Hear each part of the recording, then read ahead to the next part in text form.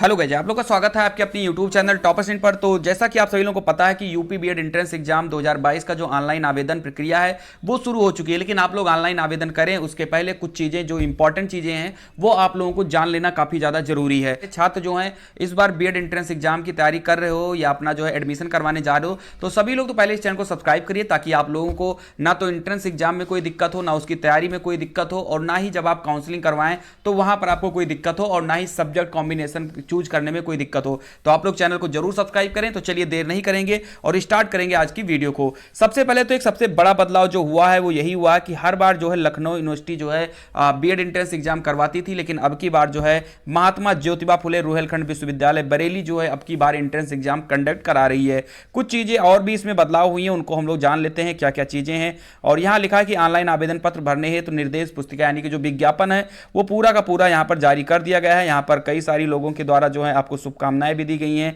संदेश भी दिया गया है, बहुत सारी चीजें हैं। तो ये चीजें आप पढ़ लेना इनके विज्ञापन को निकाल कर। लेकिन मेन चीजें हैं जो हम लोगों को जानना है वो चीजें हम आपको यहां पर दिखाते हैं, और जो जो चीजें आपको चाहिए उसका आप स्क्रीनशॉट ले सकते हो। सबसे पहले हम बात करते हैं शैक्षिक अर्हता की, जो कि सबसे ज्यादा सवाल आप सभी लोगों के द्वारा पूछा जाता है। तो यहां पर बीएड द्विवर्षीय पाठ्यक्रम प्रवेश परीक्षा 2022 में सम्मिलित होने हेतु न्यूनतम शैक्षिक अर्हता जो है निम्नवत है। तो मैं आप सभी लोगों को बता देता हूं यहां पर कि क्या है इसमें मेन अर्हता।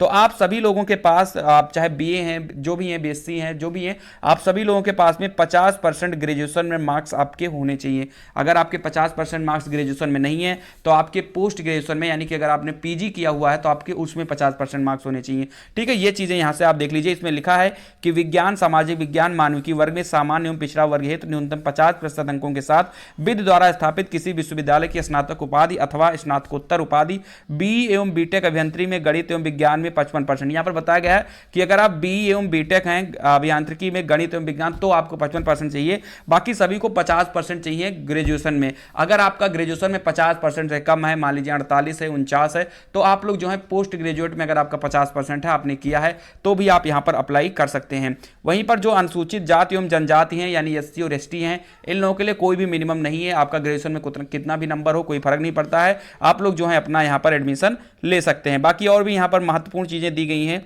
उसको भी देख लेते हैं। सबसे पहले तो आपको ये डेट जरूर याद रखनी है, डेट काफी ज्यादा इंपॉर्टेंट है।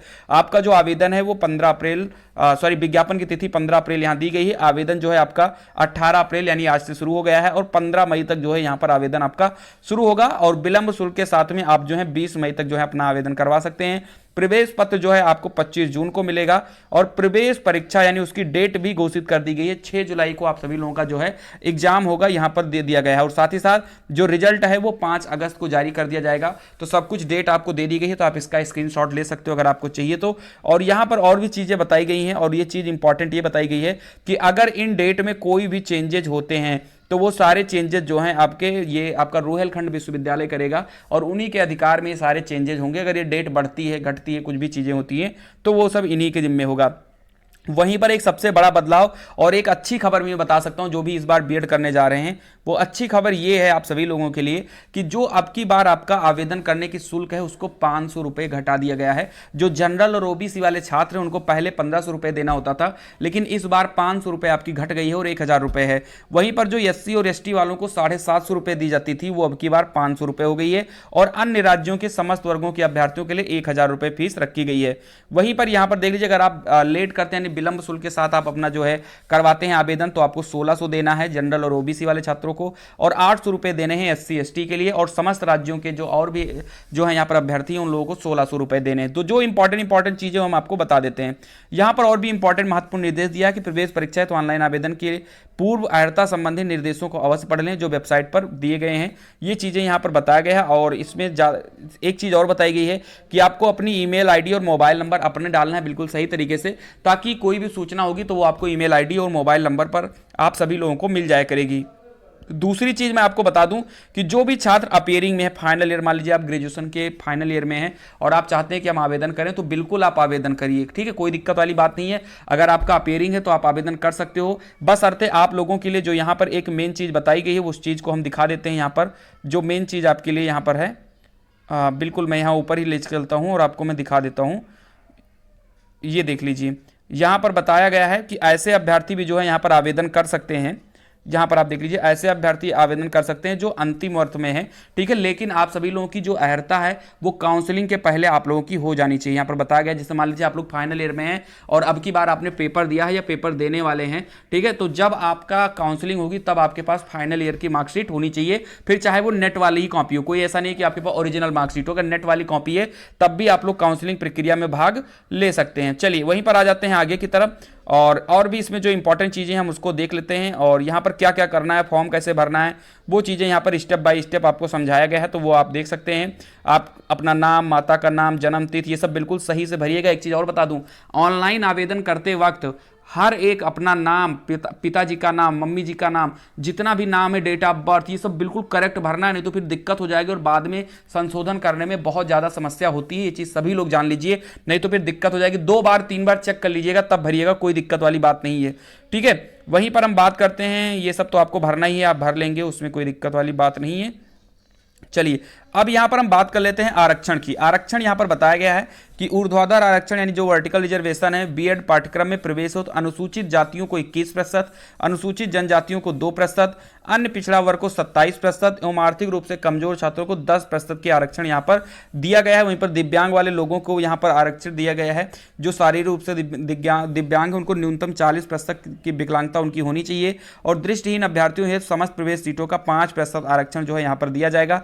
और भी यहाँ पर सारी चीजें दी हैं, तो आप इनको जो है पढ़ सकते हैं अच्छे से, ठीक है। बाकी आप लोग इनका विज्ञापन डाउनलोड कर सकते हो। बाकी अगर आपको विज्ञापन चाहिए तो आप लोग टेलीग्राम ग्रुप पे जुड़ जाइए, वहां पर मैं इनका पूरा नोटिफिकेशन में डाल देता हूं, आप लोग जाकर वहां से आप जो है इसको डाउनलोड कर सकते हैं। टेलीग्राम की लिंक भी मैंने डिस्क्रिप्शन बॉक्स में दे दिया है। बाकी आप सभी लोगों को पता है कि अगर आप बीएड करने जा रहे हो तो आप सभी लोगों को ये चैनल सब्सक्राइब इसीलिए करना होगा क्योंकि इस चैनल पर आपको सारी अपडेट सही से मिलेगी। अगर आपने इस चैनल को सब्सक्राइब कर लिया तो आपको बीएड के बारे में किसी से कुछ भी पूछने की जरूरत नहीं है, क्योंकि पिछले 2-3 साल से ये चैनल जो है बीएड वाले छात्रों के लिए काफी हेल्पफुल रहा है और आपके लिए भी होगा। तो आप लोग सब्सक्राइब करेंगे तो हम और आप दोनों साथ मिलकर जो है आपका जो बीएड है उसमें एडमिशन करवाएंगे। 2 साल आप पढ़ेंगे, इसके साथ रहेंगे और उसके बाद में आपको नौकरी दिलाने में टेट, सीटेट, सुपर टेट तक ये चैनल हमेशा आपके साथ बना रहेगा। अब बात करते हैं प्रारूप की। प्रवेश परीक्षा के दोनों प्रश्न पत्रों में जो है ऑब्जेक्टिव प्रश्न होंगे। पूर्व वर्षों की भांति इस वर्ष भी नकारात्मक अंकन की प्रक्रिया यथावत रहेगी, यानी नेगेटिव मार्किंग 1/3 इस बार भी रहेगी, और ऑब्जेक्टिव टाइप क्वेश्चन होंगे, यानी जो पैटर्न है उसमें कोई चेंजेस नहीं हुए। जीके आपके 50 क्वेश्चन 100 नंबर के होंगे। भाषा यानी अगर आप हिंदी या अंग्रेजी में से कोई लेते हो तो 50 क्वेश्चन 100 नंबर का होगा।